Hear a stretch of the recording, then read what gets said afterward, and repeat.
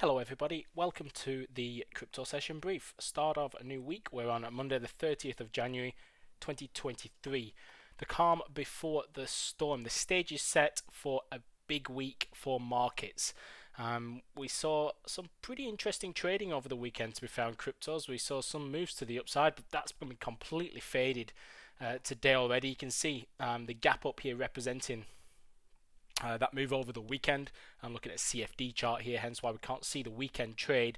But you can see we opened Ethereum at 1643, and now we're trading all the way back down to, where are we now? 1575. BTC has also seen a rejection off the 24k handle, and we're back trading at Friday's close, as you can see there. Thursday, Friday, very very thin for cryptos in general. In fact, all last week we're in very much consolidatory mode. Last week, I would say, basically markets preparing for quite a lot of tier one data releases this week. Of course, we kick things off with the highlights, let's say, being central banks. It's a central bank bonanza. We've got the Fed, the ECB, and BOE. That's all coming Wednesday, Thursday, though. So before then, there's a few other releases coming out of the US. Nothing should be majorly market moving. There's things like jobs openings, ADP non-farm payrolls. Of course, the actual non-farm payrolls, the main one, is on Friday. So the labor report, unemployment rate, weekly, hourly wage rises, etc. out of the US.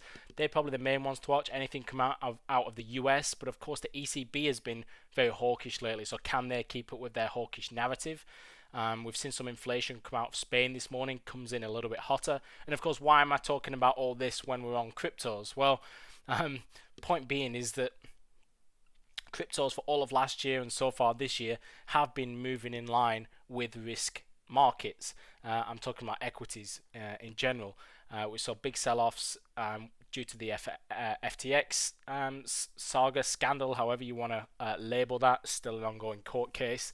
But we have seen a pretty impressive start to the year. It's a case of, can that be maintained? We've seen a bit of a pullback today, but this week really sets the stage of what will be the next short-term to medium-term direction, I would say. So let's take a look at that.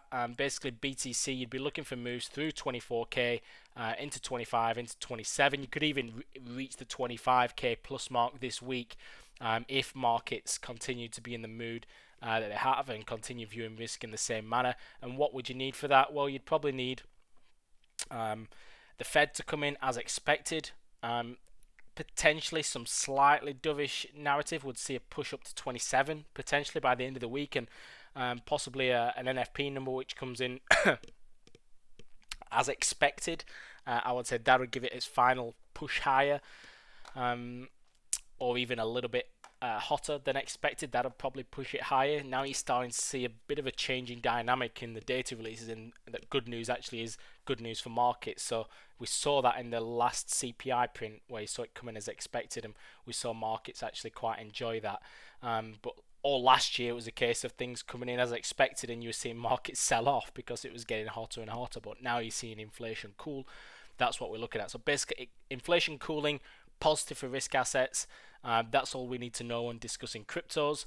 And hopefully I've just kind of set the stage, summed it all up there for what's to come. There's not too much to report on for today. If anything, like I said, them gaps being filled to the downside. Litecoin had a really big run up into 97 almost. It touched. We've had a big rejection off there. Now trading back at what was the range highs. You were trading in that range for all of last week, really, with the 92 area being the top.